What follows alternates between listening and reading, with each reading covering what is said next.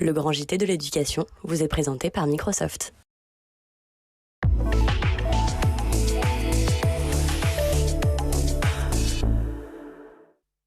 Bonjour à tous et bienvenue dans le Grand JT. Tout de suite, le sommaire. Lutter contre les LGBT-phobies à l'école, un enjeu d'époque auquel nous avons décidé de consacrer cette émission en cette journée mondiale de lutte contre l'homophobie et les discriminations de genre et d'orientation sexuelle. Ce sera en première partie d'émission.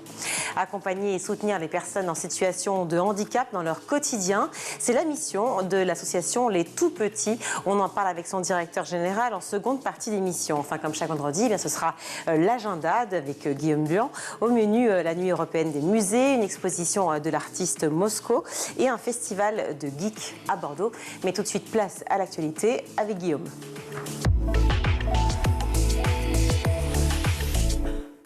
Bonjour Guillaume. Bonjour Virginie, bonjour tout le monde. Pour débuter, ce constat très alarmant, les hospitalisations pour tentatives de suicide et automutilation sont en forte hausse chez les adolescentes. Et plus précisément chez les jeunes filles et les jeunes femmes, que ce soit en ville ou encore en campagne, mais aussi dans les milieux favorisés comme dans les familles plus pauvres. Une hausse très marquée depuis la fin du Covid et même sur ces 15 dernières années.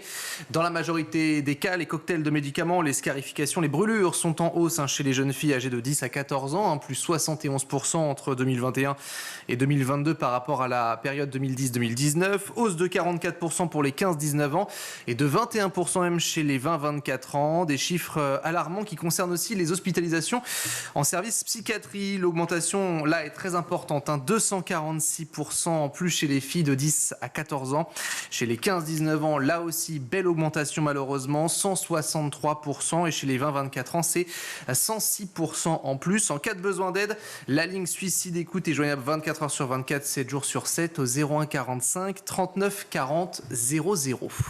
Et aux États-Unis, selon une récente étude, sur 34 000 jeunes de 13 à 24 ans interrogés, 45% des jeunes ont sérieusement envisagé une tentative de suicide au cours de l'année écoulée. Aujourd'hui, nous célébrons la journée mondiale de lutte contre l'homophobie, la transphobie et la biphobie. Une dizaine d'associations d'ailleurs LGBT+, exhortent l'exécutif à intensifier la lutte contre la LGBT-phobie en milieu scolaire, un an après le suicide de Lucas, 13 ans, dû à son homosexualité. Il est plus que jamais temps d'agir, déclare Julien Ponte du collectif Rouge Direct, coordinateur de cet appel. Il dénonce un manque criant de moyens dans l'éducation nationale et également un temps disponible pour lutter contre ce phénomène. Une réunion interassociative est prévue d'ailleurs aujourd'hui à Paris pour bâtir une proposition de loi en présence de dizaines de députés. Hier, le ministère de l'Intérieur a fait savoir qu'il y avait une hausse de 13% des actes anti-LGBT+ en 2023 en France par rapport à 2022, avec également un bond de 19% pour les crimes et délits enregistrés par la police. 4560 infractions contre les lesbiennes, les gays, les bi ou encore les transsexuels enregistrés en France l'an passé.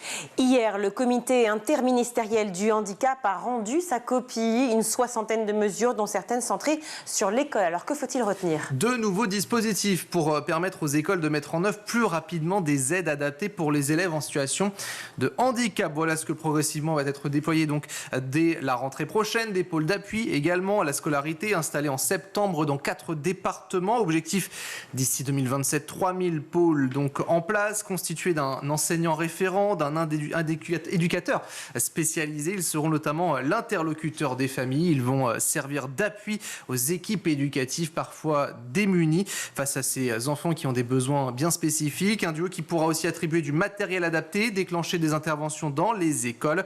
Par ailleurs, le Premier ministre souhaite aussi que les familles puissent saisir directement et en parallèle la maison départementale des personnes handicapées si elles ne sont pas satisfaites du dispositif prescrit par l'éducation nationale.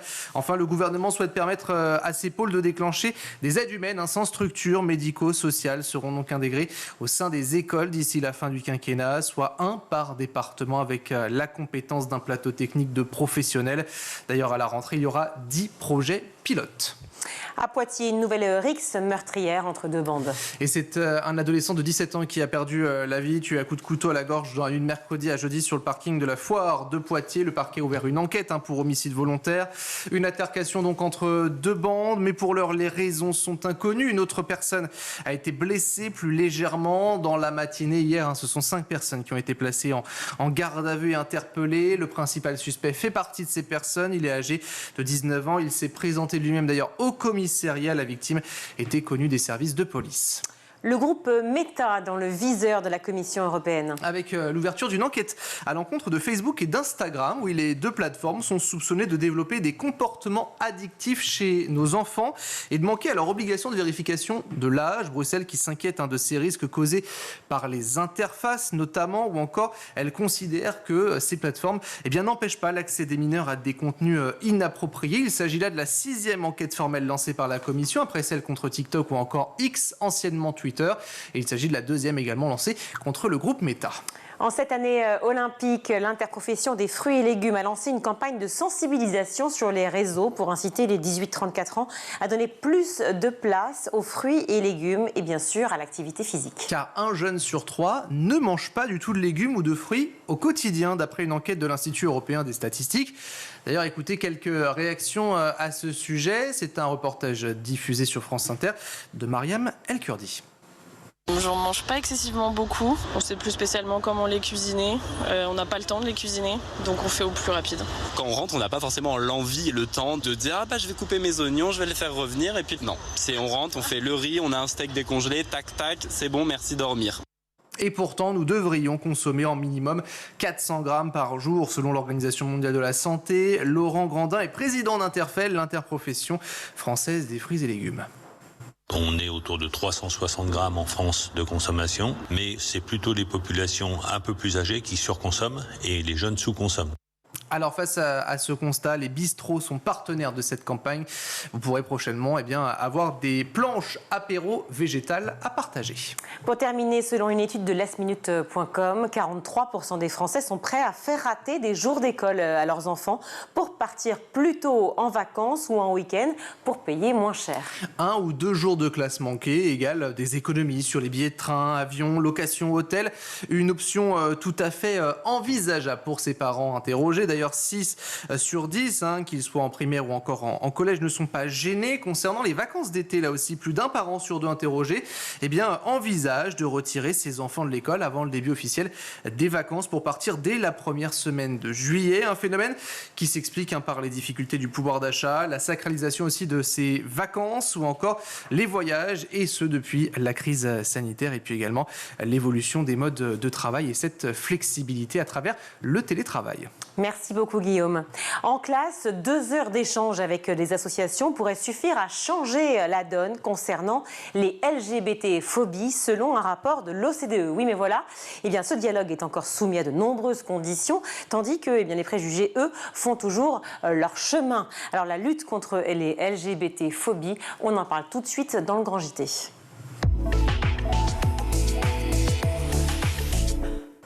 Bonjour Anaïs Perrin-Prével. Bonjour. Merci beaucoup d'être avec nous. Vous êtes directrice de Outrance. Commençons par un chiffre. Un chiffre dévoilé hier par le ministère de l'Intérieur. Les actes anti-LGBT ont augmenté de 13% en 2023. C'est assez terrifiant comme chiffre. Comment est-ce que vous l'expliquez ? On a actuellement un temps qu'on est en train de vivre sur lequel la question LGBT, qui jusqu'à présent commençait à être de plus en plus intégrée dans la société, se retrouve au centre de plein de polémiques. Et la parole s'est libérée contre les personnes LGBTQIA+, sans qu'il y ait forcément de réaction face à ça. Donc du coup, on a des attaques. Nous, on le sait et malheureusement, on le voit. On a les centres LGBTQIA+, en France qui sont régulièrement attaqués, alors que ça n'était jamais arrivé jusqu'à présent. Et on a des attaques beaucoup plus directes contre les personnes du fait de leur orientation sexuelle, de leur identité de genre, de leur expression de genre, même simplement parce qu'on ne sait pas forcément quelle est l'orientation sexuelle d'une personne ou quelle est l'identité de genre d'une personne, mais simplement une personne qui va être un peu efféminée ou un peu masculine ou qui ne va pas rentrer dans les stéréotypes de genre risque pour sa sécurité dans la rue et risque pour sa sécurité de façon un peu générale, avec en plus de ça des discours qui visent à laisser entendre qu'il y aurait une sorte de déclin de la société dès lors qu'on commence à parler des enjeux LGBTQIA+, et tout ça cumulé fait qu'on ne se sente pas forcément à l'aise dans la société. Il y a aussi une sorte de logique un peu infernale dans laquelle on tombe, où quand on est une personne qui est dans une minorité, on se sent aussi stressé d'être dans cette minorité-là, et on devient d'autant plus fragile parce qu'on est dans l'espace public, dans la crainte d'avoir une agression, et on sait que les personnes qui sont dans la crainte d'une agression sont les personnes les plus agressées aussi derrière. Et alors, vous expliquez cette augmentation aussi parce que justement, il y a eu libération de la parole, alors qu'on dit à tout le monde, au contraire, parlez, essayez de vous ouvrir, essayez de pouvoir expliquer aux autres qu'il n'y a pas finalement de différence, et pour autant, c'est cette, justement, libération de la parole qui fait augmenter les actes. Alors, c'est pas la libération de la même parole. Là, la libération de parole dont je parlais, j'ai peut-être été un peu rapide, c'est la libération de la parole LGBT-phobe. C'est-à-dire que les paroles de haine contre les personnes LGBT. Et alors ça, justement, comment on l'explique, pardon, mais pourquoi tout d'un coup, cette libération de la parole LGBT-phobe est plus importante qu'il y a 1 an, 2 ans ou 5 ans?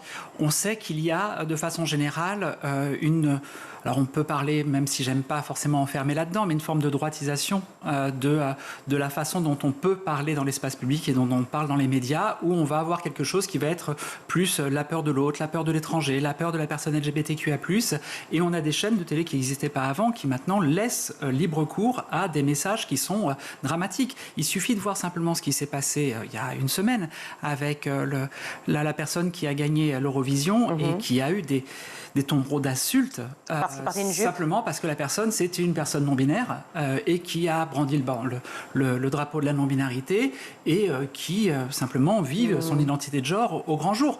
Et on a commencé à dire que c'était la fin de tout et que l'Eurovision c'était un zoo. Enfin, c'est ce genre de paroles qu'il peut y avoir sur des chaînes grand public sans que personne ne dise rien et sans qu'on bloque cette parole-là. Donc cette parole est libérée, et quand la parole est libérée dans les médias généralistes, forcément ça a un impact aussi dans la vie de tous les jours, parce que si on le dit à la télé, on peut le dire dans la vie de tous les jours, on peut le dire dans la rue, on peut le dire à l'école, on peut le dire à tous les endroits. Cette notion de parole est très importante, bien entendu, parce que là on parle de la parole donc anti-LGBT, mais donc du coup la parole de tous ceux qui vivent justement ces insultes, menaces, ces agressions ou cette angoisse permanente, est-ce que pour le coup elle est réfrénée ou elle tend à se libérer aussi d'un autre côté? Alors elle s'est libérée, et puis il y a une sorte de réaction qui s'est faite par rapport à ça, dans le sens où à partir du moment où on a commencé à pouvoir vivre au grand jour son identité de genre et son orientation sexuelle, en face on se retrouve avec plus de personnes qui disent « Ah bah attends, si tu commences à parler, moi aussi je vais parler, mais je vais m'opposer à toi ».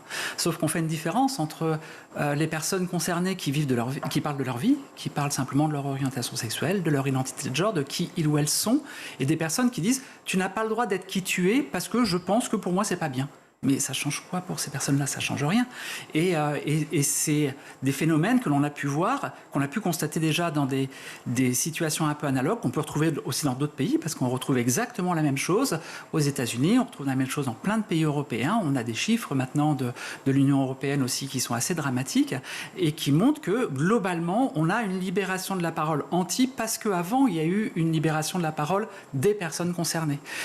Et on n'est pas forcément dans la grande tolérance qu'on peut avoir. Donc en fait, il y a un sujet de se dire il faut que les personnes LGBTQIA+, puissent dire qui elles sont, parce qu'il n'y a pas de raison qu'elles le cachent, il y a 0 raison qu'elles le cachent, et il faut aussi que les personnes qui ne sont pas des personnes LGBTQIA+, prennent la parole pour les défendre, et pour dire, bien sûr, que tu as le droit d'être qui tu es. Mais vous le dites, vous parlez de défendre, d'attaque, il n'y a pas de discussion possible? Mais en fait, le problème, c'est que quelle discussion il peut y avoir entre une personne dont l'orientation sexuelle n'est pas hétérosexuelle et une personne qui dit tu n'as pas le droit d'avoir cette orientation sexuelle? Dit comme ça, c'est certain. On peut pas faire de discussion face à ça. De discuter entre personnes qui ont peur ou qui ne connaissent pas et qui donc ont des propos effectivement pas tout à fait corrects, et puis ceux qui le vivent, peut-être qu'on pourrait imaginer des discussions. On a l'impression, effectivement, avec les chiffres que l'on voit, est-ce que vous dites que finalement il y a 0 discussion et qu'on se retrouve dans une société complètement justement bipolarisée? Alors c'est une sorte de caricature de la façon dont les choses se font de notre côté en tout cas. Nous on fait beaucoup d'interventions, on fait beaucoup de formations. Et comment elles sont perçues? Et en fait, j'aime bien faire la différence entre les discours qui peuvent être négatifs, qu'on peut après appeler des discours de haine, liés à l'ignorance et liés à la volonté de faire mal. Ceux liés à l'ignorance, c'est ceux sur lesquels on travaille. C'est-à-dire qu'on apprend aux gens des choses, on leur explique, on leur dit « tu penses que c'est ça, mais non, c'est pas ça. Tu penses que la transidentité, par exemple, pour ce qui nous concerne, c'est forcément faire des opérations et prendre des hormones. Mais non, c'est pas forcément ça, c'est simplement vivre son genre au grand jour et on n'est pas obligé de prendre des hormones et on n'est pas obligé de faire des opérations. » Et là, les gens comprennent. Et là, il n'y a aucun problème quand on commence à expliquer, quand on commence à parler, quand on commence à avoir de l'exemple aussi. Quand on existe, nous, on dit toujours que notre présence est déjà une grande part du chemin. Il n'y a pas de problème, là ça avance et on est en plein dans cette discussion-là. Là où ça pose un sujet, c'est les personnes qui sont pour le coup sur le rejet. Et là, c'est compliqué de parler avec une personne qui est sur un rejet de principe. Alors justement, ce rejet, comment il se manifeste à l'école? Puisqu'on est sur le Grand JT de l'éducation, sur School TV, qui est une chaîne consacrée à l'éducation. La problématique, elle est partout dans la société. Mais j'aimerais qu'on se focalise précisément sur ce qui se passe au niveau de l'éducation. Et donc à l'école primaire et secondaire. Nous, ça se manifeste avec des enfants qui ont du mal à pouvoir simplement accéder à l'éducation. On fait des groupes de parole pour les mineurs et les ados trans. Quasiment l'intégralité des enfants qui viennent dans nos groupes de parole sont ou ont été en phobie scolaire, en déscolarisation d'une façon ou d'une autre, parce que leur identité de genre n'a pas pu être reconnue ou parce qu'il y a eu du harcèlement. Aujourd'hui, on est le 17 mai, l'Agence de l'Union européenne sur le droit fondamentaux a sorti son étude qui se tient tous les 5 ans et qui montre une dégradation particulièrement forte du retour des personnes LGBTQIA+, sur le harcèlement qu'ils ou elles ont pu subir à l'école. On était de l'ordre de 40% il y a 5 ans, on est de l'ordre de 70% aujourd'hui, et la France n'est pas le meilleur élève, très loin de là, on est même dans les plus mauvais élèves. Donc il y a un sujet d'une école qui peut être un peu normative et donc l'idée c'est d'expliquer que l'école doit sortir de cette normativité et ça passe par l'éducation à la vie sexuelle et sentimentale. On voit qu'il y en a de plus en plus mais on est encore très loin des objectifs. On sait qu'il y a moins de la moitié des écoles et moins de la moitié des enfants qui vont avoir ce qui est censé être une obligation dans un parcours scolaire. Nicole Belloubet, donc la ministre de l'Éducation, a publié une vidéo que je vous propose de regarder tout de suite. Les conséquences de l'homophobie, de la transphobie et de la biphobie sont connues et elles sont graves. Insultes, harcèlement, échecs scolaires, isolement et parfois même pensées suicidaires. Chers élèves, mon message est clair. Ici, à l'école, on peut être soi. Avec mon ministère, nous mettons tout en œuvre pour que vous vous sentiez pleinement accueillis dans les établissements scolaires et aussi pour vous aider à vous épanouir dans un climat apaisé et protecteur. En cette journée mondiale de lutte contre les LGBT-phobies, je renouvelle la campagne de prévention et de sensibilisation. Ici, on peut être soi. Ici, on peut être soi, c'est vraiment l'idée que je défends dans mon lycée. Ici, on peut être soi. Ici, on peut être soi. Ici, on peut être soi. Ici, on peut être soi.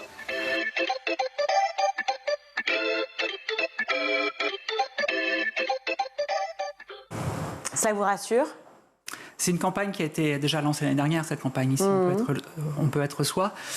Nous, ce qui peut nous ennuyer, c'est qu'elle n'est pas forcément accompagnée par des formations dans les établissements scolaires. Et c'est très compliqué. C'est-à-dire que c'est important, et il y avait d'ailleurs un message précédent, avant ce Ici, on peut être soi, il y avait d'autres campagnes contre les LGBT-phobies qui sont importantes. Il y a la circulaire aussi du ministère de l'Éducation nationale spécifiquement sur les enjeux de transidentité, alors que là, cette campagne est sur les LGBT-phobies. Mais il faut l'accompagner de formation. Et quand on parle de formation, je ne parle pas simplement d'interventions en milieu scolaire qui sont très compliquées à faire, mais de formation aussi des personnels. Parce que les personnels ne sont pas forcément sensibilisés sur ce que ça signifie d'être une personne homo, d'une personne trans, ce que ça signifie, que l'identité de genre. Et c'est très compliqué quand on est un adulte dans un établissement de se rendre compte du harcèlement, de se rendre compte de la violence qu'il peut y avoir contre une personne si on ne sait même pas de quoi on parle quand on parle d'orientation sexuelle ou d'identité de genre. Orientation sexuelle, une petite idée, identité de genre, c'est plus compliqué. Donc il y a un vrai besoin de formation de façon à ce qu'on passe justement, qu'on s'efface de la haine qu'il peut y avoir sur l'ignorance et qu'on oublie que l'ignorance est présente et qu'elle peut être dangereuse et qu'on passe peut-être sur autre chose, sur cette idée que si je ne sais pas, il n'y a pas de raison que ce soit négatif et je puisse accompagner positivement les personnes, même si je ne sais pas, alors qu'aujourd'hui on est plutôt si je ne sais pas, je préfère m'en défaire et je ne préfère rejeter. L'Éducation nationale a pour mission, entre autres, de prévenir toute forme de discrimination, une discrimination justement homophobe ou transphobe, au sein des établissements scolaires. Est-ce que vous avez l'impression que la mission elle est remplie, notamment en proposant effectivement ce type de campagne, en proposant des ateliers effectivement et des formations, mais est-ce que vous avez l'impression dans la globalité que vraiment on a pris le sens de la mesure de la situation? Je ne suis pas là pour être méchante, mais je suis obligée de l'être, parce que dans les faits, on a une campagne, mais c'est tout. Donc c'est quoi? C'est des magots? C'est de la communication, c'est de la politique. On montre que le 17 mai, on est là, mais personne... Il y a une discussion sur une proposition de loi qui veut interdire les transitions pour les mineurs qui va passer le 28 mai. on n'a pas eu de parole publique, sauf au sein d'un rendez-vous de SOS Homophobie et qui est passé par les réseaux sociaux. Aucune parole publique du gouvernement contre cette proposition de loi qui est clairement transphobe. On n'a pas de plan de formation, alors que nous, on le demande depuis très longtemps, vers les professionnels de l'éducation nationale sur les enjeux LGBTQIA+. On a toujours rien qui se construit réellement, concrètement. Et typiquement, je vais prendre un autre exemple, l'exemple des colonies de vacances ou des hébergements en dehors du domicile pour les enfants. Aujourd'hui, c'est très compliqué quand on est un enfant de pouvoir vivre son identité de genre, c'est plus le cas quand on est plus jeune, et puis éventuellement son orientation sexuelle aussi, parce qu'il y a plein de préjugés encore, et parce que les inspecteurs jeunesse et sport ne sont pas du tout formés sur ces enjeux. Il faut un moment qu'on prenne les choses en main. Et là encore, je vais revenir sur ce que disait l'Agence de l'Union européenne sur les droits fondamentaux avec cette étude qui est sortie aujourd'hui. Dans cette étude, là, en France, on est un des très mauvais pays sur est-ce que le gouvernement prend en charge les questions LGBTQIA+. Seulement 20% des personnes en France considèrent que le gouvernement prend réellement en charge les questions LGBTQIA+, des personnes LGBTQIA+. Cette étude est faite sur les personnes LGBTQIA+. C'était 33% il y a 5 ans. On est passé de 33 à 20% en 5 ans. Donc ça s'est vraiment dégradé. Il y a donc eu un espoir il y a 5 ans de la préoccupation de la cause. On n'était déjà pas dans les meilleurs pays à 5 ans, mais on est encore pire maintenant. C'est-à-dire qu'à 33%, on n'était pas dans les meilleurs pays. Il y a beaucoup d'autres pays européens qui sont bien meilleurs que nous. Et simplement, les subventions, les aides, les accompagnements qui peuvent être donnés aux associations LGBTQIA+, par exemple en Allemagne, sont 5 à 10 fois supérieurs à ce qu'elles peuvent être données en France. Aujourd'hui, on donne très très peu de subventions finalement aux associations en France. On ne les donne que sur du projet, pas sur du fonctionnement. Donc il n'y a rien qui peut s'installer. Il n'y a pas d'association qui peut réellement s'installer durablement pour pouvoir faire le travail de vaincre l'ignorance. Je le disais en introduction, selon un rapport de l'OCDE établi sur une étude allant de 2018 à 2022 pour mesurer l'impact des interventions d'associations en classe, 2 heures pourraient complètement changer la donne que certains élèves portent sur ces questions. Est-ce que vous pensez que 2 heures suffisent ? Comme je vous disais tout à l'heure, il y a une question d'exemplarité. Le fait qu'on existe et qu'on soit adulte dans une classe, adulte trans, adulte homo, revendiqué ouvertement, ça dit aussi aux enfants, tu as le droit de l'être, tu as le droit d'exister.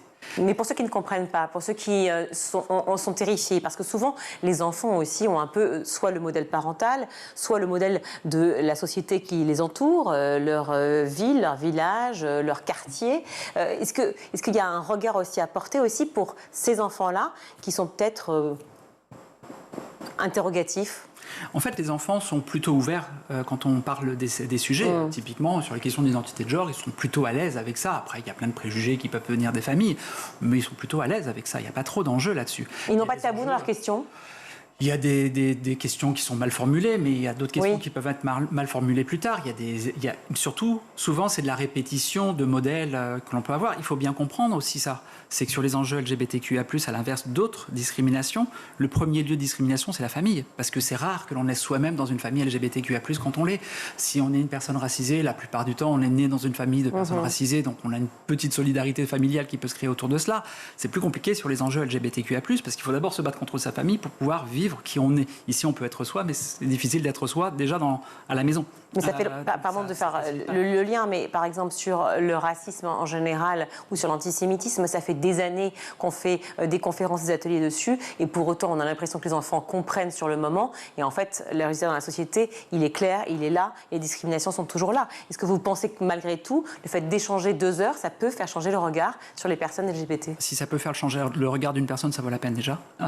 Et de façon générale, l'école n'est jamais un lieu isolé et exempt de la société. C'est toute la société qu'il faut faire bouger. Il est bien évident que si vous allez à l'école et que vous dites il faut être cool avec les personnes LGBTQIA+, et dès que vous allumez une télé, il y a du harcèlement sur les personnes LGBTQIA+, ou même dès que vous allez dans la rue, dès que vous êtes dans la cour de récréation, parce qu'aussi le sujet il est là, on laisse une parole. On a fait nous une intervention dans une école dans laquelle on a la surveillante qui était présente à ce moment-là qui disait mais non, PD, c'est pas une insulte, c'est un tic de langage.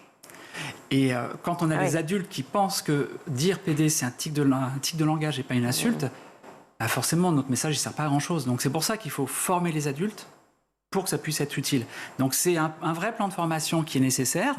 On peut y arriver, il n'y a pas de raison qu'on n'y arrive pas. Et puis au fur et à mesure, on est là. On n'était pas là avant. Donc, de plus en plus, on est là. Et puis, on l'espère.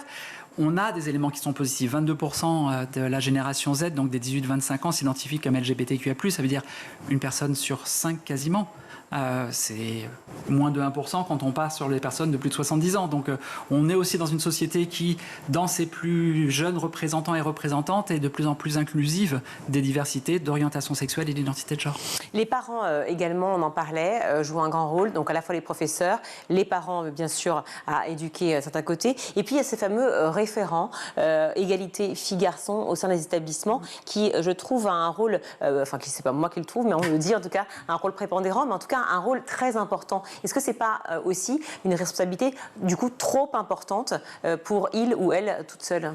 Le problème, c'est pas tant la responsabilité, mais le soutien que le référent ou la référente peut avoir dans son établissement. Aussi, oui. Quand on fait, nous, des interventions dans les établissements, on a des référents qui sont un peu tout seuls et qui se battent contre leur administration pour essayer de dire on va faire une formation, alors je vais demander aux profs qui sont un peu cool de venir à la formation, mais en même temps, la direction va faire une réunion d'information sur autre chose et donc va accaparer les profs sur autre chose. C'est pour ça qu'il faut travailler aussi à la tête et il faut que ce ne soit pas juste un ou une référente, mais il faut que toutes les directions d'établissement, toutes les académies, les directions académiques et les inspections académiques soient au clair sur les enjeux LGBTQIA+, et une intolérance totale contre toutes les haines anti-LGBT. À partir du moment où les référents et les référentes sont soutenus par leur administration, ça va faciliter énormément le travail. C'est toujours le sujet, c'est pas parce que vous mettez une personne qui est référente que d'un seul coup vous réglez le problème. En fait, à vous entendre, il ne faut pas éduquer les jeunes, il faut éduquer les plus vieux. C'est ce qu'on fait. c'est clairement ce qu'on fait, oui, mais il n'y a pas d'enjeu, il n'y a que comme ça que ça fonctionnera.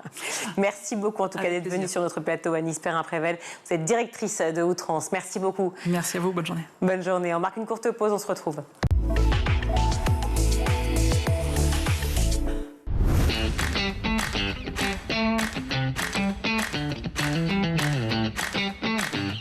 Chaque matin, dès 6h, retrouvez Emmanuel Davidenkoff et son équipe dans La Quotidienne. En compagnie d'un invité fil rouge, il vous donne des clés de compréhension et des pistes d'action en matière d'éducation. L'école, c'est le sanctuaire, mais c'est aussi un sanctuaire qui doit protéger nos enfants. À partir de 9h, Patrice Boisfer prend le relais dans le MAG. Au cœur des territoires, la parole est donnée tous les jours aux élus locaux et régionaux, ainsi qu'à ceux qui font l'école. Initiatives locales, projets éducatifs, l'équipe du MAG met en avant ceux qui cherchent à faire bouger les choses. Et donc nous devons en permanence ajuster, accompagner les jeunes évidemment, mais aussi les familles et faire en sorte qu'ils puissent étudier dans des lieux le plus agréables possible. À 12h30, School TV vous propose de plonger dans l'école du futur. Avec ses invités, Philippine Dolbeau décode et teste les nouvelles technologies mises au service de l'éducation. Comment éduquer nos enfants à l'ère du numérique? Élément de réponse avec une équipe de chroniqueurs à la pointe des tendances tech. Nous, notre point, c'est de dire qu'avec l'expansion du numérique et la prépondérance des écrans, il est normal de donner à la littérature les moyens de se battre à l'heure du numérique. Tous les soirs à 20h30, dans le grand JT de l'éducation, Virginie Guillaume fait le point sur l'actualité du jour. Politiques et acteurs de l'éducation se questionnent sur l'avenir de nos enfants à l'école. Je me suis rendu compte que beaucoup d'enseignants aujourd'hui en France se retrouvent à utiliser leur propre téléphone portable, leur propre ordinateur pour faire des contenus ou pour dialoguer avec leurs élèves. C'est indigne. Chaque semaine, Malika Ménard reçoit une personnalité qui raconte ses souvenirs d'écolier et dévoile sa vision de l'école d'aujourd'hui et de demain. L'école de demain, ça doit être d'offrir 1 milliard de possibilités à tout le monde avec le même niveau de satisfaction et qu'il n'y ait pas les bons, les mauvais. School TV, imaginons ensemble l'école de demain.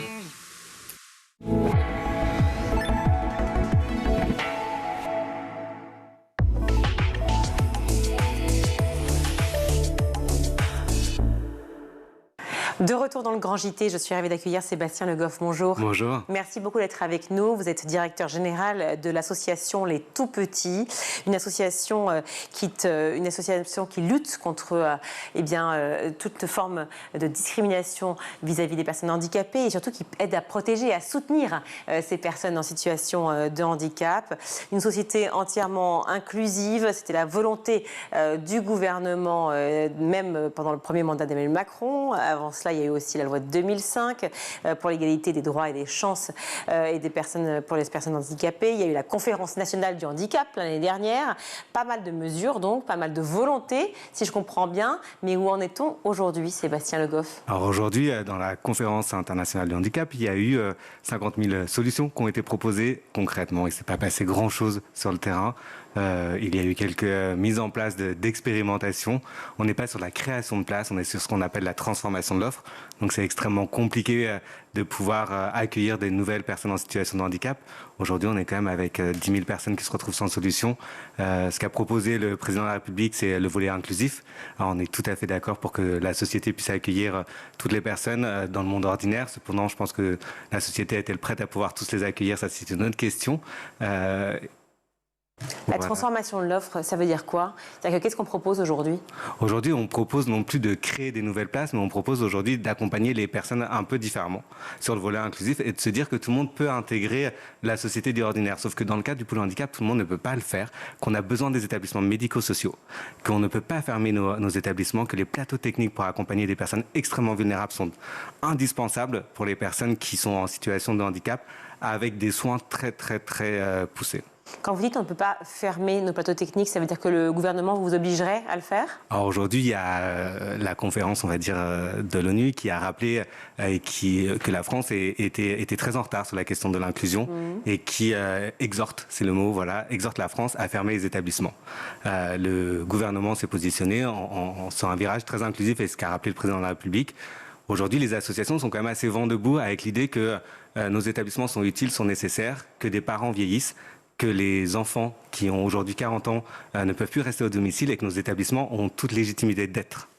C'est vrai que vous parlez du polyhandicap, c'est peut-être aussi un des sujets dans l'inclusion qui est assez majeur puisqu'il n'est pas vraiment pris en compte. Alors c'est vrai que le polyhandicap, c'est le handicap le plus lourd quand on prend une échelle sur la question du handicap. Il n'est pas pris en compte puisque aujourd'hui on est une minorité dans le cas du handicap. Au-delà de ça, c'est des personnes qui sont en situation extrêmement complexe et qui méritent justement de pouvoir avoir une solution dans le monde ordinaire. Aujourd'hui, les solutions, elles sont assez peu proposées puisqu'on a le choix entre le domicile, avec des situations extrêmement dramatiques puisqu'on n'a pas d'accompagnement social au domicile, ou alors les établissements qui sont pour moi nécessaires et les accompagnements type service, voilà. Pas d'accompagnement social et pourtant un budget alloué jusqu'en 2030 de 1,5 milliard d'euros. Avec ça, on a peut-être la possibilité effectivement d'avoir l'accompagnement. On l'espère, vous êtes optimiste? Alors aujourd'hui, 1,5 milliard d'euros, je vous avouerai que ce n'est pas grand-chose pour la question du handicap.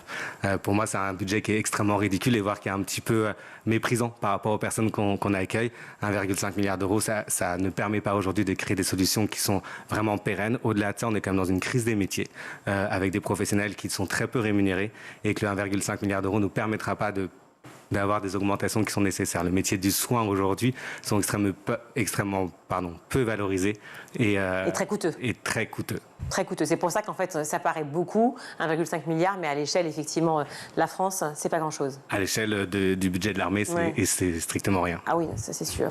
Alors, votre association, Les Tout-Petits, c'est 60 ans d'histoire aujourd'hui, 60 ans d'histoire qui vous relie effectivement aux Français, de manière générale, parce qu'en fait, quand on parle de handicap, on parle bien sûr des personnes atteintes de situations de handicap, mais aussi de leur famille, de leurs proches, parce que tout le monde est concerné par le handicap. Je pense que le handicap, c'est pas simplement la personne. Le handicap, c'est une famille, mais c'est aussi des professionnels. Il faut savoir que l'association, elle a grandi non pas par une famille ou par des professionnels, mais par une personne qui s'est dit qu'elle allait accueillir les plus handicapés, c'est-à-dire, on les appelait à l'époque les indigents, ceux que personne ne voulait. Et celle qui a permis aujourd'hui d'avoir une association comme la nôtre, mais qui a permis d'accueillir des petits-enfants extrêmement grabataires et qui a grandi non pas grâce aux professionnels mais grâce aux parents qui ont eu le désir de faire évoluer leurs enfants dans des établissements médico-sociaux puisque à l'époque il n'y avait pas beaucoup de solutions quand on était en situation de handicap et en situation de handicap extrêmement lourd.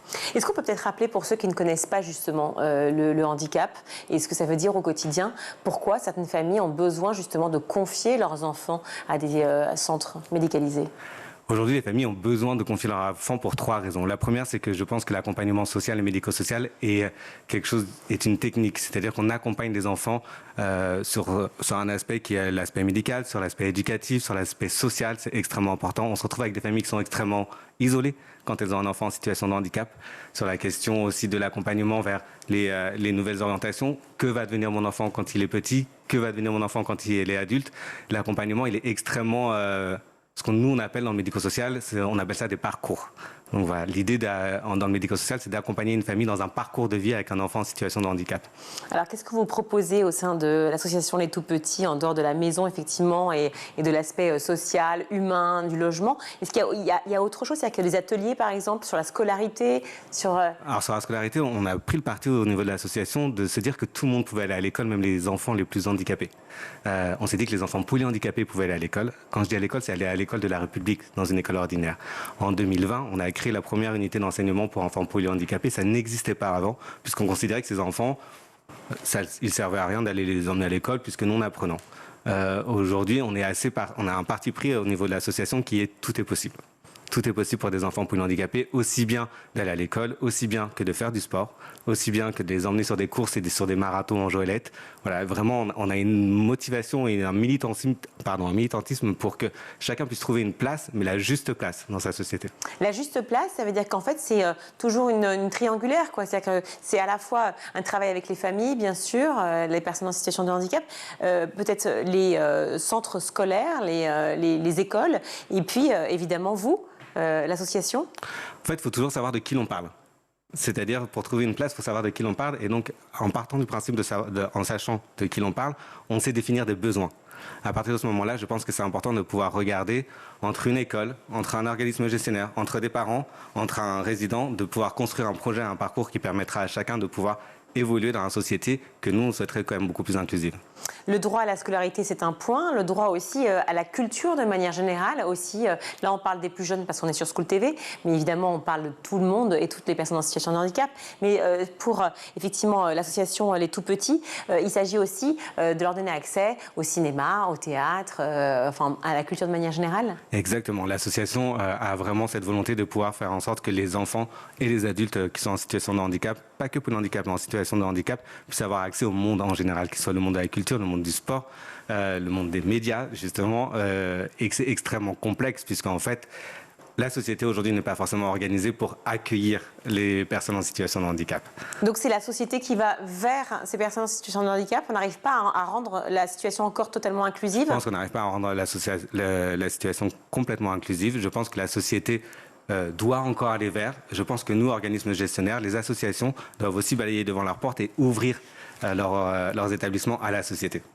Le droit aussi aux soins pour toutes les personnes en situation de handicap, c'est ce que vous défendez? C'est ce qu'on défend. Au-delà du fait qu'on le défende, c'est une nécessité. C'est-à-dire que c'est des personnes qui sont en situation d'extrême vulnérabilité avec une nécessité de soins extrêmement accrue. Quel type de soins on peut avoir dans ce que vous proposez effectivement pour l'association, en tout cas ce que vous arrivez à créer ensemble avec les centres médicaux? On a des gros plateaux techniques, c'est-à-dire avec des médecins. Il faut savoir que c'est des enfants qui ont des gastrostomies, donc voilà, qui ont 5-6 ans, pour certains qui ont 2 ans, qui ne mangent pas naturellement, voilà, qui ont des gastrostomies, qui ont des soins, on va dire, médicaux extrêmement poussés, quand on parle d'épilepsie sévère, qui ont des besoins en matière de paramédical, kiné, ergothérapie. Donc voilà. Vous parliez du sport aussi qui est évidemment très important, on le sait pour tout être humain, mais bien sûr quand on est petit encore plus pour pouvoir développer son physique et avoir une bonne santé. Comment vous faites pour que les personnes en situation de handicap, quel que soit le handicap, puissent avoir accès au sport? L'accès au sport, c'est pas simplement un développement physique, c'est aussi un développement social. Et pour nous, c'est très important que les enfants qui sont dans nos établissements puissent bénéficier du sport. Ça va de l'équithérapie, ça va sur des courses, on va dire en joëlette, ça va être pour certains de l'escalade. Mais en tout cas, l'idée, c'est de pouvoir avoir un facteur ou un vecteur de socialisation pour ces enfants-là. Mais avec aussi des personnes, avec des enfants qui ne sont pas du tout en situation de handicap. Avec des enfants qui ne sont pas du tout en situation de handicap. En fait, je pense que la question de la mixité entre les enfants ordinaires ou handicapés n'est pas une question pour eux, mais une question des adultes. Merci beaucoup Sébastien Le Goff d'être venu sur notre plateau nous parler de l'association Tout Petit dont vous êtes le directeur, les Tout Petits, dont vous êtes le directeur général. Merci beaucoup. Merci beaucoup. On va retrouver Guillaume Buin pour sa chronique.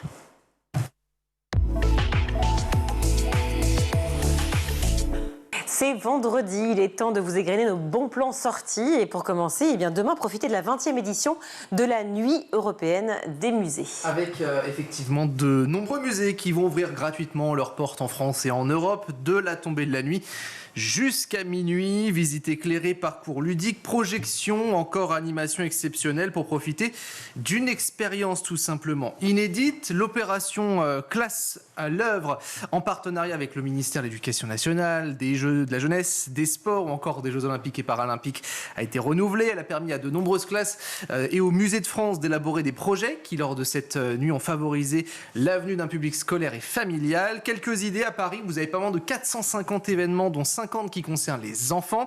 Si vous êtes du côté de Toulouse, de 19h jusqu'à 1h du matin, le Quai des Savoirs ouvre ses portes. Petits et grands vont profiter de l'exposition immersive IA Double Jeu, ou encore le Quai des Petits est ouvert en mode nocturne pour explorer et manipuler dans un espace qui est dédié aux 2-7 ans. Et puis une soirée rétro gaming également à Nantes, la visite du château des Ducs de Bretagne. À Marseille, c'est le Mucem qui vous ouvre ses portes pour en apprendre davantage sur les civilisations européennes et la Méditerranée. Puis à Lyon, c'est le moment idéal pour découvrir l'Ogdonum, le musée et théâtre romain en famille. Le programme complet est à découvrir sur le site internet nuitdesmusées.culture.gouv.fr. Alors, si vous êtes de passage à Paris, une exposition de l'artiste Mosco est à découvrir dans le 11e. Mosco, qui a commencé à peindre dans la rue en 1989 avec comme volonté d'embellir la ville. Autodidacte en art plastique, il s'oriente vers le pochoir guidé par d'illustres prédécesseurs. Il s'en démarque néanmoins par une approche rappelant de manière incongrue la place des animaux sur Terre, comme vous le voyez sur ces images, tout en continuant à explorer le rendu pochoir-pinceau dans mon univers animalier, et en l'occurrence félin. J'ai une envie pour cette exposition de présenter un nouveau support, explique-t-il, fruit d'une captation photographique glanée ici ou encore ailleurs. J'ai souhaité dans sa retranscription en atelier plonger et prolonger l'impact de ses œuvres sur les murs. Voilà le nom tout simplement de cette exposition. Avec ses premiers pas, on vous le conseille. On part pour la Gironde avec le Geek Festival à Bordeaux. Effectivement, pour son 10e anniversaire, l'événement fait peau neuve et passe sur un format cette fois-ci de 2 jours pour se concentrer sur l'essentiel, les festivaliers, donc vous et la programmation. Et on voit justement l'affiche, Bordeaux Geek qui s'affiche. Avec 12 espaces qui sont thématisés, décorés, immersifs, avec une édition placée sous le signe des années 90, la pop culture dans son ensemble. Pour vous donner une idée, quelques images de l'édition passée. Bienvenue au Bordeaux Geek Fest 2023.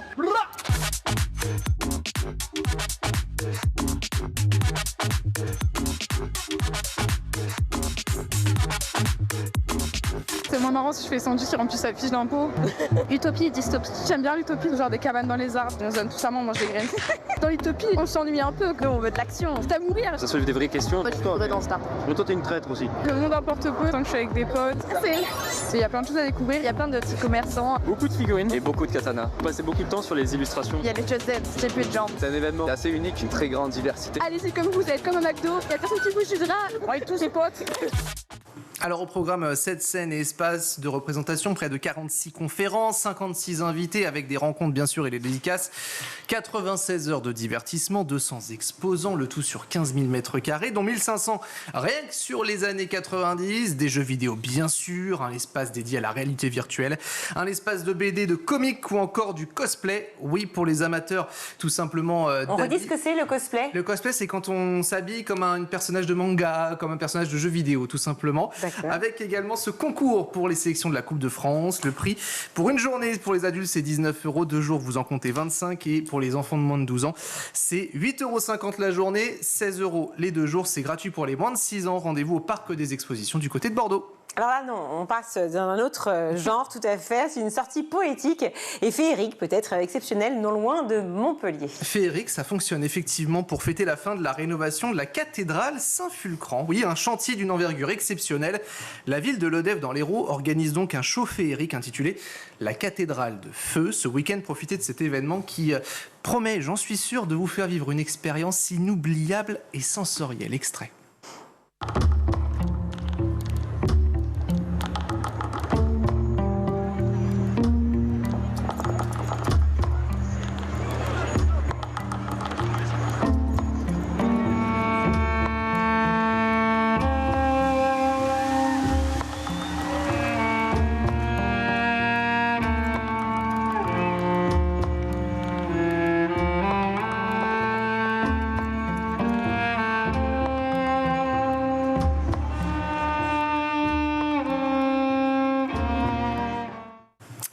des torches, des forges ou encore des cracheurs de feu. Oui, il y en aura, sachez-le. Les artistes de cette compagnie ont mis leur créativité au profit de cette rénovation donc, de cette cathédrale. Leur renommée mondiale d'ailleurs repose sur la capacité à transformer les espaces publics en véritables scènes poétiques et éphémères.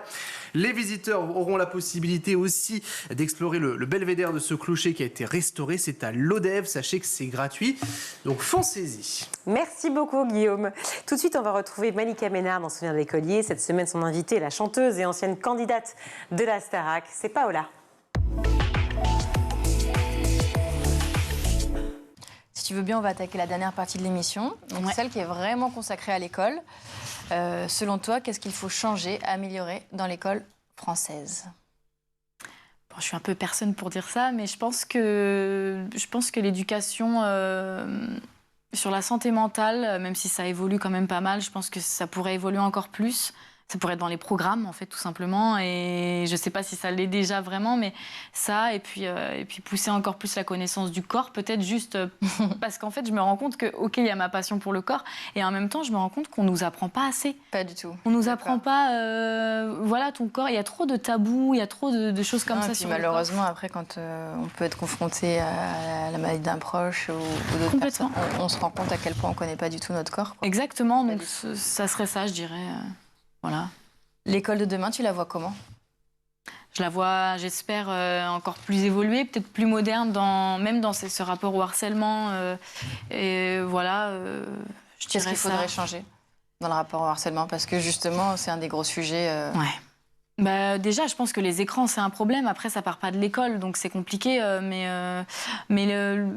encore plus d'intervention là-dessus, peut-être dans les écoles, encore plus au quotidien attention, ça existe. Attention, ça ne se fait pas. On le dit déjà, mais peut-être insister, je sais pas par quel moyen. Est-ce que toi, le harcèlement, c'est quelque chose que tu as pu subir dès lors qu'on est exposé, qu'on est sur les réseaux ? Est-ce que c'est quelque chose que tu as ressenti ? Je l'ai vécu, sur les réseaux. Ouais, je l'ai vécu, pas à l'école, mais ensuite, après la Starac, je l'ai vécu. Et c'est un truc qui m'a un peu mise à terre sur le coup, quoi. C'est violent de se prendre des remarques. Qu'est-ce que tu as vécu ? Qu'est-ce qui s'est passé ? Comme tous, je pense, quand on est sorti de la Starac, des critiques sur notre apparence, sur le physique pur, alors ? Beaucoup, sur la personnalité aussi, parce que les gens voient de nous des extraits. Et après, ils en font un petit concentré de « vas-y, je la connais ». Et en fait, c'est d'une violence inouïe. Moi, ça m'a surtout ça, les critiques sur... mon physique, je me suffisais déjà moi-même pour me critiquer toute seule. Donc, je pense que c'était pas le pire, c'est plus la personnalité. J'ai l'impression qu'on m'avait volé ma personnalité, quoi. Qu'est-ce qu'on te reprochait ? D'être peut-être dure avec les autres. En fait, moi, j'avais l'impression d'être, et je pense que je suis comme ça, mais d'être bienveillante et de faire énormément attention aux autres et de pas... en tout cas, la bienveillance, c'est vraiment ma ligne que j'essaie de suivre tous les jours. Et ils nous ont vus au château où parfois on n'est pas d'accord avec un tel, ou c'est des détails, en fait, et c'est forcément monté d'une manière où moi, je me suis présentée comme quelqu'un d'honnête, et je pense que derrière, c'est ressorti comme ça, un peu comme la bête noire. Et c'était d'une violence, je me suis dit, mais trop bizarre, quoi, je sais plus qui je suis. Ça t'a fait douter de qui tu étais ? Ah ouais, complètement. Alors que tous les jours, moi, je prends soin des gens, j'ai fait un métier là-dedans où je prenais soin des autres. Enfin, j'ai vraiment, je sais pas, ça m'a... En fait, c'est hyper perturbant, on sait plus, on bug, le cerveau bug, en fait. Et tu leur répondais ? Non, j'essayais de pas répondre. J'avais envie de dire, mais vous avez rien vu de moi. Après, il n'y a pas eu... J'ai eu 10% de ça, c'était 90% d'amour à côté. Donc c'est juste que le cerveau focus sur ça, focus sur le négatif. Mais j'évitais de répondre parce qu'en fait ça alimente la chose et ça met le point dessus encore plus. Donc il faut juste garder patience et ça passe et c'est complètement passé. Mais c'est juste quelques mois après la sortie, forcément, c'était un peu intense. Et qu'est-ce que tu dirais là à des jeunes qui sont victimes de harcèlement scolaire ? D'en parler, de s'entourer au maximum parce que seul on n'y arrive pas. C'est trop compliqué, même si on est fort émotionnellement. C'est pas possible tout seul, il faut s'entourer de professionnels, de proches qui seraient à l'écoute et de pas rester seul, quoi, et d'éduquer les enfants, quoi, tout simplement, à dire en fait des fois on peut blesser les autres, quoi, c'est important d'en avoir conscience. Merci Paola. Merci à toi pour ces mots, pour tes souvenirs. C'est déjà la fin de l'émission, on se retrouve nous très vite pour un nouveau numéro de Souvenirs d'écolier sur School TV. Merci Malika et merci Paola, tout de suite c'est les meilleurs de School TV avec le Zap. On va commencer par rappeler le tableau. Vous vous intéressez au collège parce que c'est le moment du parcours scolaire où culminent les mécanismes de ségrégation. Effectivement, le collège, c'est le dernier moment de la scolarité où l'ensemble d'une classe d'âge est scolarisé dans deux mêmes établissements. Au lycée, vous avez déjà une séparation entre filière générale d'une part et professionnelle de l'autre. Et à l'école primaire, quand même, il est difficile de dissocier ségrégation urbaine et ségrégation scolaire parce que, en fait, le critère de proximité prévaut et il est très difficile de répartir les élèves dans des établissements qui sont très éloignés les uns des autres. Le critère de proximité prévaut, il pourrait prévaloir au collège. Or, vous expliquez que le lieu de résidence n'explique pas à lui seul les phénomènes de concentration d'élèves de même milieu. En fait, c'est redoublé par le fonctionnement du système éducatif lui-même. Oui, alors il faut revenir sur la manière dont fonctionne l'affectation au collège. Il y a ce principe qu'on appelle la carte scolaire, c'est-à-dire que, étant donné son lieu de résidence, on est affecté à un collège de proximité, un collège public de proximité. Cela dit, si les parents ne sont pas très contents de ce collège public de proximité, ils ont plusieurs choix. D'une part, demander une dérogation au sein du secteur public pour que leur enfant soit scolarisé dans un autre collège que celui de secteur. Et, ou sinon, le plus fréquent, c'est de demander une inscription dans un collège privé.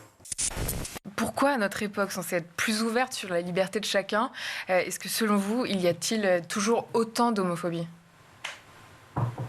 Il y a des crispations qui se font identitaires, politiques, religieuses, et la transidentité est peut-être un sujet aussi qui est très utilisé politiquement. Et on le voit à chaque fois que les politiques s'emparent du sujet familiaux, on retrouve les oppositions politiques et on instrumentalise les familles à titre politique, alors que la société est majoritairement favorable à l'homoparentalité et aux familles trans, aux familles homoparentales, etc., etc. Mais dès que ça devient un sujet politique, on voit les violences revenir, on voit les oppositions, les postures d'opposition revenir, et c'est celles qui nous font le plus de mal après dans la réalité et dans la société. Parce qu'au final, aujourd'hui, l'ensemble des familles, on arrive à vivre ensemble dans n'importe quel milieu et dans n'importe quel type de paysage, d'environnement, de quartier. Donc c'est dommage qu'à chaque fois, le politique vienne mettre du feu, de souffler sur les braises. Mais donc pour vous, les paroles transphobes, c'est en fait le fruit d'un débat mal posé sur le sujet, quoi. Ah, régulièrement, oui. En plus, c'est souvent technique. Il y a des fantasmes sur la transidentité et c'est mis dans une espèce de grand bain aussi, on va dire, politique, dans lequel vous avez plusieurs discours sur les woke, sur la révision culturelle, sur l'identité de la France. Voilà, tout ça est mélangé et la transidentité est malheureusement un espèce de bouc émissaire de l'évolution de la société, du progrès condamné par les extrêmes souvent, notamment l'extrême droite. Une application aussi qui est connue de tous les jeunes. En revanche, pour les parents, c'est peut-être un peu plus différent. Est-ce que vous voulez bien justement nous présenter Youbo et à qui vous vous adressez ? Oui, bien sûr. Donc Youbo, c'est une plateforme de social discovery qui permet à ses utilisateurs de socialiser exactement comme on le ferait dans la vraie vie. Et donc c'est un espace sécurisé qui permet aux jeunes et à ses utilisateurs d'avoir exactement les mêmes interactions qu'on pourrait avoir si on allait dans une cour de récréation, dans un festival, dans un bar. Comment ça se passe concrètement ? On peut appeler ça un réseau social aujourd'hui ? Alors nous, on n'appelle pas ça un réseau social, on ne se considère pas en concurrence directe avec une plateforme sociale parce qu'on est vraiment à l'opposé de leurs principes et de leurs fonctionnalités. Ouais. Il n'y a pas du tout de performance, il n'y a pas de followers, il n'y a pas de likes, il n'y a pas de vues, il n'y a pas de feed et de vidéos à regarder. Sur Youbo, vraiment, il y a 3 principes. Le premier, c'est les interactions en temps réel. Exactement comme dans la vraie vie. Le deuxième, c'est les comportements de groupe, parce que c'est comme ça que la société fonctionne. En fait, quand on arrive dans un espace public, il y a des groupes qui vont se former et qui vont discuter de manière naturelle. Et le troisième principe, c'est vraiment la sécurité qu'on a sur la plateforme, parce que en fait, on ne va pas socialiser avec des personnes si on ne se sent pas en sécurité et si on n'est pas dans un espace qui est bienveillant. Les jeunes, donc c'est quoi si on prend une tranche d'âge aujourd'hui pour Youbo ? Alors aujourd'hui pour Youbo, on a plus de 80% de nos utilisateurs qui ont entre 18 et 25 ans. Donc c'est vraiment la génération Z. Et en fait, c'est une des générations qui est la plus connectée dans le monde. Ouais. Les générations suivantes seront encore plus connectées. Et en fait, nous, notre combat, vraiment, c'est la solitude. Parce qu'aujourd'hui, c'est une épidémie dans le monde qui grandit de plus en plus. En fait, on se sent de plus en plus seul, malgré le fait qu'on soit de plus en plus connecté. Tout ça parce qu'en fait, on n'a pas d'interaction, on a de moins en moins d'interaction avec des vraies personnes, on discute de moins en moins, parce qu'en fait, on passe notre temps sur les réseaux sociaux, sur des plateformes de broadcasting, ou parfois à commander des choses chez soi. Donc on reste chez soi, on regarde du contenu en étant passif, on regarde des vidéos, on regarde des influenceurs, des médias, mais on ne discute plus avec des personnes. Et c'est pour ça qu'on a créé Yubo, parce que nous, notre combat, c'est de combattre la solitude en permettant aux jeunes et aux jeunes adultes de discuter toujours en continu avec des personnes. Là où cette carte scolaire elle peut poser problème, c'est que son tracé n'est pas naturel. En fait, c'est des décisions politiques, aujourd'hui des conseils départementaux, qui font que tel élève est scolarisé dans tel collège et pas dans tel autre collège. Et on pourrait tout à fait imaginer d'autres frontières. Des fois, vous avez des élèves qui sont affectés à un collège qui n'est pas leur collège le plus proche. Alors, dans les grandes villes, c'est un grand classique, notamment à Paris, de dire, je sais pas quoi, il y a un collège en face de chez moi, pourquoi vous m'obligez à... Par exemple. Et ce qu'on voit, c'est qu'à certains endroits, cette carte scolaire, elle semble avoir été dessinée de telle sorte que tels élèves dans un quartier populaire ne rencontrent pas tels élèves dans un quartier plus favorisé socialement. Pour autant, et ça c'est un point important de vos recherches, ces secteurs de recrutement ne prédisent qu'imparfaitement la composition des établissements. Alors c'est tout à fait le cas, puisque du fait des possibilités dont je parlais tout à l'heure, de contournement de cette carte scolaire, donc les dérogations, c'est à peu près 12-13% des élèves. C'est le chiffre qu'on n'avait pas donné tout à l'heure, parce que le mécanisme, vous l'aviez décrit, mais on n'avait pas donné le chiffre. Et la scolarisation dans le privé, c'est à peu près 20%. Donc en réalité, vous avez un tiers des élèves qui ne sont pas dans leur collège de secteur. Donc on ne peut pas dire... Et ça, c'est des chiffres au niveau national. À Paris, ça monte à plus de la moitié. Exactement. Voilà. Parce que c'est quoi, 30% d'élèves dans les collèges privés à Paris, même plus aujourd'hui, on est plutôt à 38%. C'est ça, voilà. En 6e. Et il y a en plus les dérogations à l'intérieur du public. Le mot propagande, il revient encore souvent, trop souvent. Il revient pas si souvent que ça au niveau des élèves, mais il est clair que certains chefs d'établissement aujourd'hui, lorsque l'on intervient, ne préviennent pas que c'est SOS Homophobie qui intervient. C'est une intervention d'une association extérieure. J'intervenais hier... Ils font ça par rapport aux parents, vous pensez ? Par rapport aux parents et surtout par rapport comment on appelle ça, aux syndicats de parents, enfin aux représentants des parents dans certains établissements qui, lorsque l'on dit que SOS Homophobie va intervenir, s'opposent formellement et fermement à cette venue. Donc oui, c'était quelque chose qu'on peut ressentir, mais pour rejoindre ce que disait Timothée, j'ai rappelé aux personnes qui nous écoutent que l'homophobie n'est pas une opinion, mais un délit. On a parlé effectivement des travers parfois des plateformes que vous avez pu vivre notamment et qui vous ont un petit peu secoué, bouleversé, mais malgré tout c'est la raison pour laquelle vous avez décidé d'agir. Vous vous êtes associé à l'Association française de normalisation, ça s'appelle l'AFNOR, pour rédiger un guide pratique sur la protection des mineurs et des réseaux sociaux. C'est justement cette expérience un peu bouleversante qui vous a donné envie et peut-être même qui a créé ce besoin de rédiger ce guide pratique à destination du plus grand nombre. C'est depuis le début de la création de la plateforme qu'on a mis la sécurité un point d'honneur sur le développement de Yubo, étant donné que nous, l'objectif, c'est de socialiser. On part du principe qu'on ne peut pas le faire si on ne se sent pas en sécurité, si on ne parle pas avec des vraies personnes, si c'est des profils qui sont anonymes, qu'on ne parle pas avec des personnes du même groupe d'âge. Et c'est pour toutes ces raisons-là qu'on a mis en place et qu'on a innové au niveau de la sécurité et de la protection de nos utilisateurs. Et comme on a toujours eu en fait le besoin aussi d'avoir d'autres acteurs qui fassent exactement les mêmes méthodes et qui appliquent les mêmes méthodes que nous, on a mis en place sur notre plateforme pour rendre Internet plus sécurisé, on a décidé justement de s'associer avec l'AFNOR pour mettre en place un guide pratique pour les plateformes, pour qu'ils puissent justement connaître les principes importants qu'il faut mettre en place sur son réseau pour avoir la meilleure utilisation possible. C'est la fin de cette émission. Merci beaucoup Guillaume, à la fois pour les infos et pour la chronique, pour l'agenda du week-end. J'espère que vous avez tout noté, notamment les cracheurs de feu. Petit message pour Laura qui travaille avec nous. Merci à toute l'équipe, notamment à la réalisation, c'est Angèle Jean Girard, le son Thibaut Goury-Lafont, le maquillage Laure Audemont, Laura Girard et Emma Ferré, à la rédaction. Très belle soirée, ciao et bon week-end.